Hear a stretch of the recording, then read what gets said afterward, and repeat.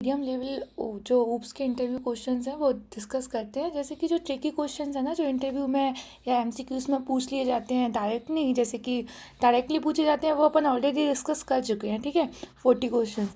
ये जो क्वेश्चंस है जो टॉप लेवल कंपनीज में थोड़ा ट्रिकी बेस है, जिससे आपको वो जज करते हैं कि आपको इंटरनल लेवल नॉलेज है या नहीं उन टॉपिक्स का। तो अपन डिस्कस करते हैं 5 question in every part. Okay, so what is the first question? So why is a virtual distractor needed? What happens if you don't use it? आप आंसर दे सकते हो तो प्लीज़ कमेंट पे आंसर देना कि क्या होता है वर्चुअल डिस्ट्रैक्टर और क्यों नीड होता है, और अगर अपन इसका यूज़ नहीं करेंगे तो क्या होगा। एक्चुअल में क्या होता है जो वर्चुअल डिस्ट्रैक्टर होता है, जैसे कि नॉर्मली जब अपन वर्चुअल डिस्ट्रैक्टर को कॉल नहीं करते तो क्या होता है, ऑटोमेटिकली जो भी पेरेंट क्लास के ऑब्जेक्ट्स हैं वो ऑटोमेटिकली डिलीट हो जाते हैं, जैसे कि हम गार्बेज कलेक्टर टाइप होता है ना, वैसे ही। बट चाइल्ड क्लास की चीज़ें को डिलीट करना होता है, जैसे कि अपन एग्जाम्पल में देखते हैं। जैसे ये पेरेंट क्लास है और ये चाइल्ड क्लास है, ठीक है, that is a base class, that is a drive class. ठीक है, अब हमने अगर हमने सिर्फ नहीं कॉल किया तो ये क्या करेगा, सिर्फ जो बेस क्लास के जो है उसको डिस्ट्रॉय करेगा, ये वाला कॉल नहीं होगा, ये वाला जो ड्राइव क्लास वाला है। तो इससे क्या होगा, मेमोरी लीक होने के चांसेस होते हैं। अब इसका सॉल्यूशन क्या है, वर्चुअल डिस्ट्रैक्टर। वर्चुअल डिस्ट्रैक्टर क्या करता है, हमें ये जो वर्चुअली हम इसमें कॉल करेंगे ना, तो ये क्या करेगा, जो भी बेस क्लास में है और जो भी चाइल्ड क्लास में है सब कुछ को प्रॉपरली डिलीट करेगा। ठीक है, now what destructor called and derived and base what are delete. इसमें क्या हो रहा था, सिर्फ जो ड्राइव्ड क्लास का है, मतलब जो भी बेस क्लास का है सिर्फ वही डिलीट हो रहा था, जो ड्राइव्ड क्लास में है वो डिलीट नहीं हो रहा था। उससे क्या होता है, मेमोरी लीक होने के चांसेस होते हैं। तो virtual distractor ensure a proper clean up and deleting a derived class object through the base class pointer, without it only base class distractor it called. ठीक है, तो मेमोरी लीक होने के चांस होते हैं। ठीक है, क्योंकि अगर हम इसको नहीं करेंगे तो क्या होगा, ओनली बेस क्लास का डिस्ट्रैक्टर कॉल्ड होगा, तो क्या होगा, जो चाइल्ड क्लास का है उसमें तो मेमोरी लीक हो सकती है ना। समझ आया ना कि वर्चुअल डिस्ट्रैक्टर क्यों यूज़ करते हैं और ये होता क्या है। ठीक है, now we come to the question number second. So can a constructor be virtual, why और वाई नॉट? अभी आप आंसर दो कि जो कंस्ट्रक्टर है वो वर्चुअल हो सकता है कि नहीं हो सकता। नहीं हो सकता। क्यों नहीं हो सकता कंस्ट्रक्टर वर्चुअल? अभी आप सोचो कि क्यों नहीं हो सकता। कंस्ट्रक्टर तब एग्जिस्ट करता है जब ऑब्जेक्ट क्रिएट होता है, मतलब कंस्ट्रक्टर के थ्रू ही ऑब्जेक्ट क्रिएट होता है ना। तो जो वर्चुअल फंक्शन होता है उसको क्या चाहिए होता है, वी टेबल की नीड होती है। जब वी टेबल कब बनती है, जब ऑब्जेक्ट क्रिएट होता है, क्योंकि ऑब्जेक्ट के साथ एक वी पॉइंटर होता है जो वी टेबल को पॉइंट कर रहा होता है।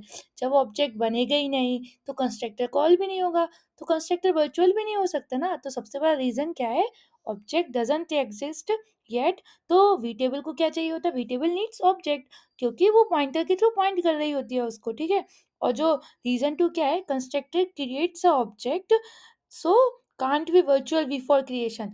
तो क्या करता है कंस्ट्रक्टर, कॉल ही कब होता है, जब अपन ऑब्जेक्ट क्रिएट करते हैं। तो जब तक ऑब्जेक्ट क्रिएट नहीं होगा तो वो कैसे होगा, वर्चुअल हो भी नहीं सकता। और जो ऑब्जेक्ट के साथ क्या होता है, एक व्यू पॉइंटर होता है, मैंने अभी बताया ना, तो वो वी टेबल को करता है कि पॉइंट करता है। तो जब नहीं होगा तो कंस्ट्रक्टर वर्चुअल भी नहीं हो सकता। तो समझ आया ना कि कंस्ट्रक्टर वर्चुअल क्यों नहीं हो सकता, याद रखना। So constructor can not be a virtual. अपन ने दोनों रीजन भी बता दिए। ठीक है, so now we come to the question number 3. What happen internally when you call a virtual function? अभी मैंने बताया ना कि जो virtual function के internally कैसे काम करते हैं। ठीक है, अभी अपन देखते हैं। जैसे कि when you call a virtual function it use a v table and v pointer for a dynamic dispatch. अब आप इसको समझोगे ना तो पहले वाला क्वेश्चन को और क्लैरिटी हो जाएगी। ठीक है, जैसे कि क्या होता है, जब आप वर्चुअल फंक्शन कॉल करते हो ना, तो एक वी टेबल क्रिएट होती है, उसमें जो भी मेथड्स हैं वो सब एक एड्रेस के साथ एड्रेस के साथ सेव होते जाती हैं। ठीक है, लाइक टेबल बनते जाती है। तो एक व्यू पॉइंटर होता है, वो उस टेबल को क्या करता है, पॉइंट करता है। जैसे ही आप कॉल करोगे तब जाके वो उस जिस एड्रेस पे वो चेक करता है कि लाइक वी टेबल में किस एड्रेस पे है, कहाँ है, उस पे जाके जब वो मिल जाएगा तो वो उसको शो कर देता है। मैंने इस पर फुल वीडियो भी बनाई है फुल एक्सप्लेनेशन के साथ, मैं यहाँ पॉइंट कर देती हूँ तो आप देख लेना। ठीक है, तो क्या होता है, compiler creates a V table for each class with virtual function, each object gets a V pointer pointing to its class table. ठीक है, जो वी पॉइंटर होता है वो क्लास टेबल, जो भी टेबल होती है वर्चुअली, उसको क्या पॉइंट करते रहता है।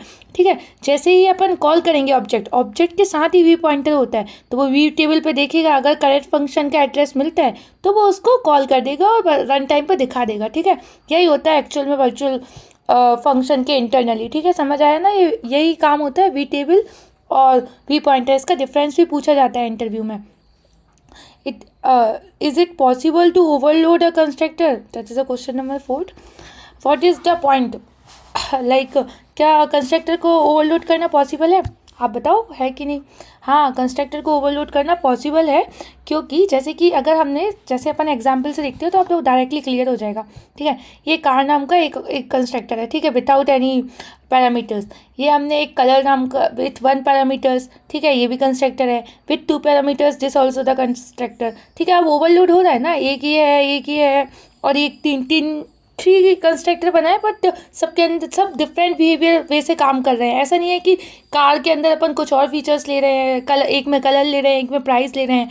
तो yes, constructor can be overload. ठीक है, समझ आया ना कैसे ओवरलोड हो रहा है? क्योंकि हम same constructor same name class name use कर रहे हैं। मतलब कंस्ट्रक्टर क्या होता है? जो क्लास के सेम नेम से हो, बट हम यहाँ पे क्या कर रहे हैं? डिफरेंट पैरामीटर्स ले रहे हैं, तो वो क्या कर रहा है? डिफरेंट बिहेवियर परफॉर्म कर रहा है। अभी समझ आ गया?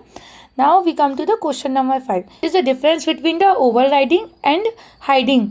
तो अब ये बताइए कि ओवरराइडिंग और हाइडिंग के बीच में डिफरेंस क्या होगा?